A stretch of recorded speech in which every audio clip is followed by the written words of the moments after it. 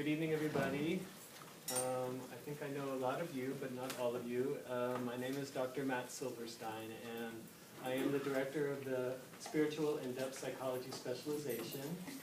And for those of you who are not Antioch students, that means it's a specialization, a concentration of courses within the graduate psychology program that focuses particularly on studying theories of the unconscious, that's the depth psychology, and also on practices, particularly of classical mindfulness and how they apply to the clinical application of psychotherapy. And Dr. Rapgay is an expert in this area. He also has a background in depth psychology as well, so he's really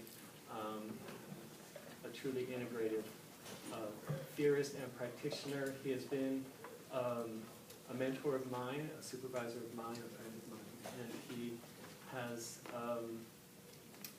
a lifelong study and appreciation of classical mindfulness, and is originally from Tibet and studied a long time in monastic life in India, and then came here to study psychology, and is a clinical psychologist currently and a researcher at UCLA. And he has several studies currently in progress.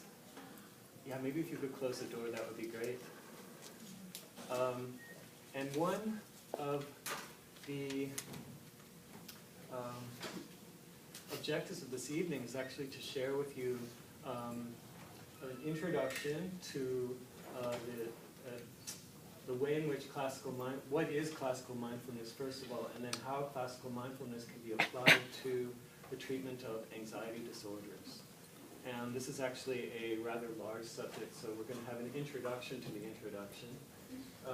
But the longer conversation about this subject will be the subject of a retreat that Dr. Rapgay will be facilitating in October, and it looks like it will probably be about the third week in October, and we're confirming the location, but it looks like it might actually be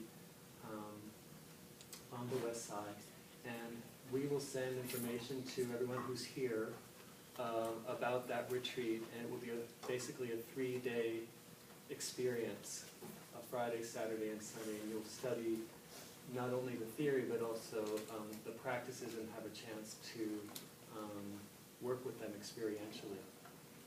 So I think that about covers it. We'll have a talk for about an hour or so. We'll see how it goes, and there'll be some opportunity for questions.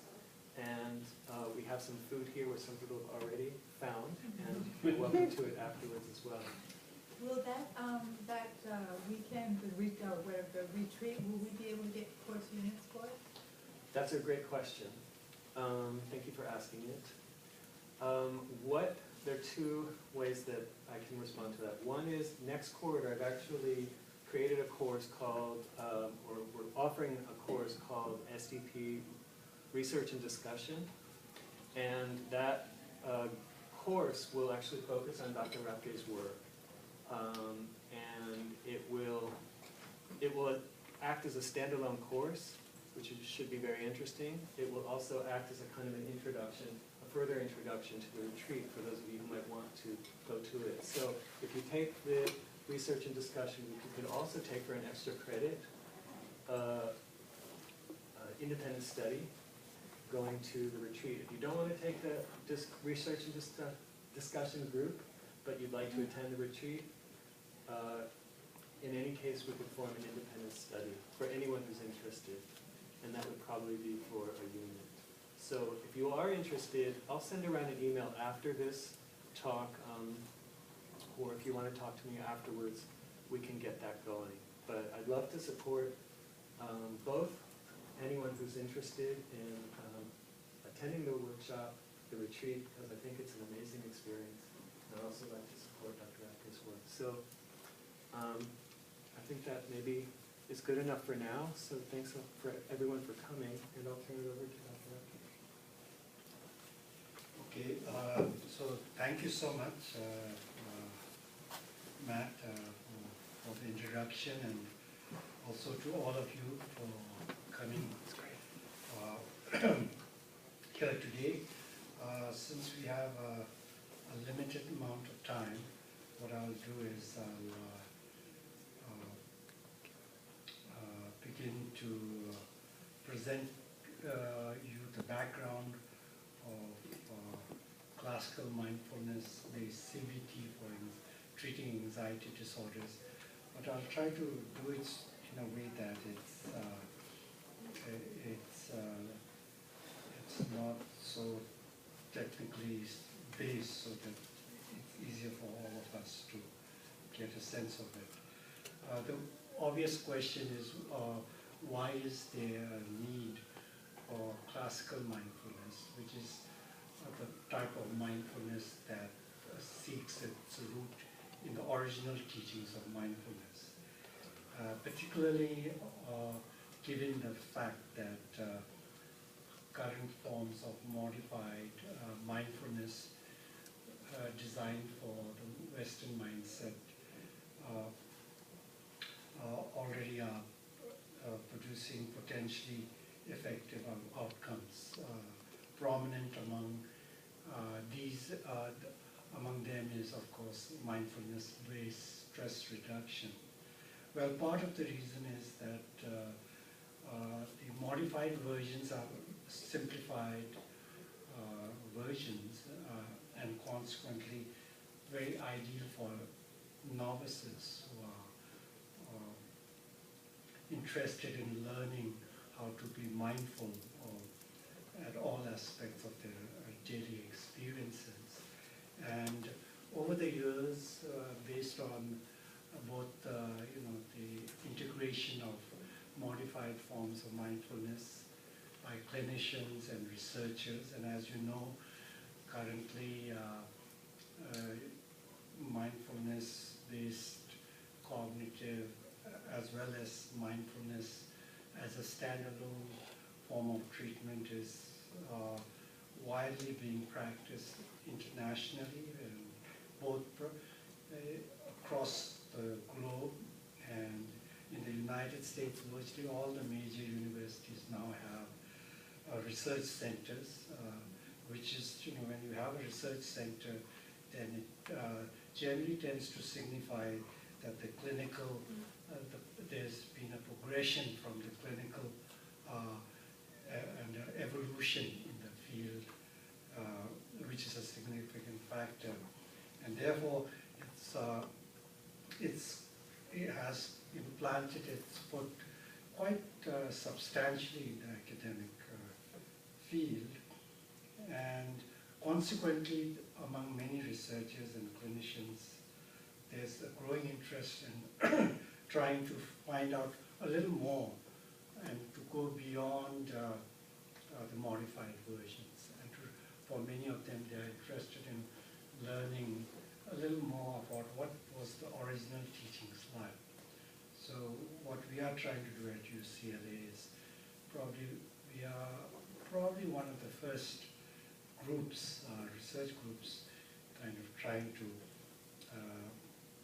find a way to articulate a traditional presentation in a form that is accessible, which of course the modified version has demonstrated itself to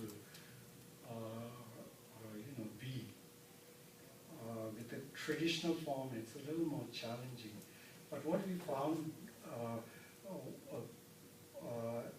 as a means to accomplish that is, in fact, by going back to studying the presentation of components, integral components of mindfulness, classical mindfulness, or the original form of mindfulness, and trying to figure out what do they identify as the key components, and then begin to look at the Western understanding of those components, since those components, unlike the modified versions of mindfulness, the original mindfulness identifies its primary component as twofold.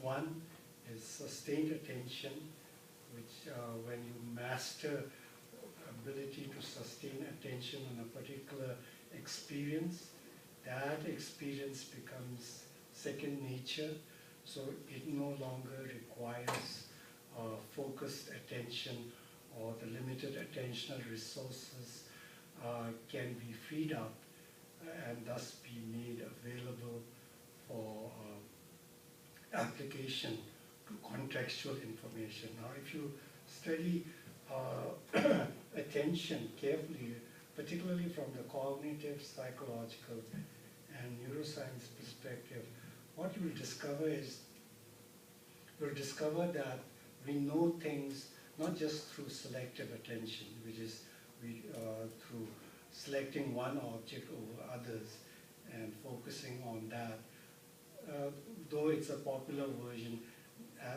as that being the main way of knowing. In reality, what we are now discovering is, yes, selective attention is important, but there's also a parallel process of attention called distributed attention, where you are automatically picking up peripheral information to the object you are focusing on, and learning is taking in that place. It's been found that people who learn that way do much better as compared to people who learn a single information one at a time, master it sequentially,